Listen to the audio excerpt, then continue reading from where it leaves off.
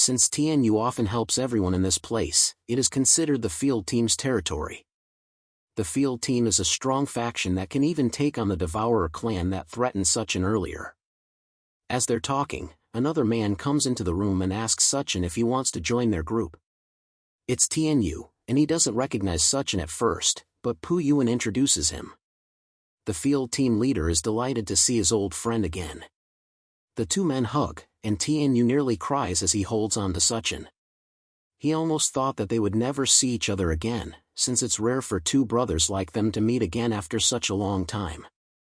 He suggests that both of them go and have a drink. Since he just came back from a mission not too long ago, he can afford to stay with Suchin for at least a few days. As they're talking, he notices the beautiful Dana staring at them, still wearing her bunny suit. Ten immediately recognizes her as the legendary beauty of their university. She was known back then as the Cold Goddess, Dana. She's still embarrassed about the whole thing and nervously tells them that those sorts of things were in the past, and they don't matter now. The faction leader asks Xiao Miao how exactly the legendary goddess made it to their settlement and why in the world she's dressed as a bunny. Now that it's been pointed out, Xiao also notices that the woman in front of him was Senior Dana from the medical school. All their stares and comments cause Dana to cling to Suchin and ask for a change of clothes. It's way too embarrassing to be dressed like this in front of her juniors. Suchin smiles and agrees to let her find a change of clothes, while the other two men seethe in jealousy that their friend is hugging the goddess Dana. After that, Ten offers her a private room to change into. It's a bit messy, but she can sit anywhere she wants and get changed in peace. Suchin notices that it's a luxury room, and Ten must have purchased it with a large number of contribution points. The faction leader also notices that the two of them didn't bring any bags with them, and he wonders where the clothes came from. But Suchin changes the topic immediately and asks about his regular missions. They must be dangerous if it takes several days for him to go and return. In truth though, there's nowhere in the world that isn't dangerous. Since both Suchin and Dana still look clean, he thinks that they haven't experienced the apocalypse yet. So he offers them the opportunity to join the field team so he can take care of them. Someone as excellent as Dana wouldn't even need to go out for food. She can just put her medical skills to use and take care of the wounded. However, before any of that, he has to warn them about something first. Suchin has to stop showing off everywhere. And most of all, he has to stop making beautiful girls wear bunny outfits. What exactly was he thinking with that stunt? Suchin tries to defend himself and says that he will protect her. His brother hits him on the head in response. He reminds the now powerful man of a time when he didn't have as much power as he does now. Back in high school, when he used to get bullied and never dared to fight back, it was Chinyu that fought the bullies away. The guard captain Hua is not a nice guy, and when he sets his sights on a woman, they usually don't have good endings. Beautiful women like Dana are no exception. And now that he has his eyes on her, he won't let her go easily. Meanwhile, in the private room, Dana tries to take off her clothes quickly, but a knife is pressed against her throat by a mystery attacker. She nervously asks this new face who she is and what she wants. The woman doesn't answer the question and tells Dana that she is someone sent by her boss to help her arrange her accommodations. She's a woman, after all, and she shouldn't be sleeping close to those men. Dana may not know who she is, but we already know her as the freaky lady. She's the woman that listened in on Suchin's entire fight back in the school administrative building, and she saw firsthand the kind of power he has. Right now though, she's just a messenger sent to capture the beautiful Senior Dana. Dana tries to tell her that there's already enough space in the settlement and she doesn't need any help, but the other woman insists. The boss asked her specifically to come over, and no one refuses the boss.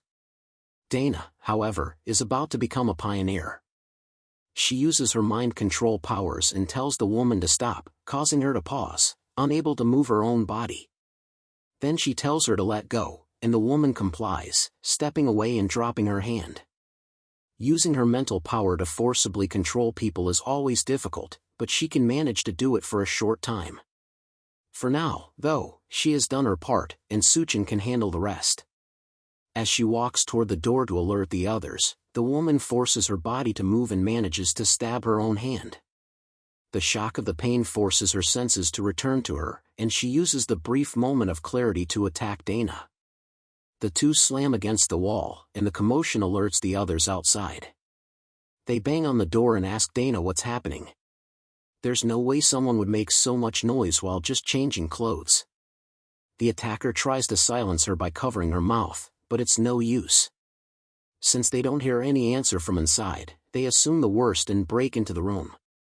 The first person to walk in is shrouded in shadows, and the mysterious attacker doesn't recognize him at first. So she rushes at him with blinding speed, ready to attack and kill. Ten tries to get in front of him and protect his friend, but that's not necessary since the attacker recognizes who she's up against immediately. She saw what he did in the University of Science and Technology, and she knows his name well. At this point, the one called Suchin took on several zombies by himself, and one with little to no effort. Although she has killed many people, her instincts tell her that if she makes a bad move against him, she's not going to survive what comes next. With little opportunity to stop herself or change direction, she instead kneels while still running toward him, causing her to come to a grinding halt right at his feet. Then she nervously asks him to punish her and calls him her master. Suchin has no idea what she wants or what her intentions are. She asks him if her sincerity is not enough to please him. To show that she's truly giving herself to him, she strips down her clothes and asks him again if that is good enough for him. Ten asks our protagonist if his taste in women has shifted so heavily, while Xiao Miao nervously looks away. But taking off her clothes was just a distraction to get their attention away from her. With everyone properly flustered, she launches a smoke bomb, covering the entire area in a thick fog before rushing off in an attempt to escape. Before she can get very far, Suchin grabs her by the neck and raises her off the ground, stopping any escape plans that she might have had. He asks her if she really thought that she would be able to escape so easily, and it's obvious that he's going to get rid of her. The assassin begs for her life and tells him that he can't kill her. She tells him that the girl he saved, as well as her two brothers, have been taken to the settlement's arena. If he kills her, then there will be consequences, especially for those three.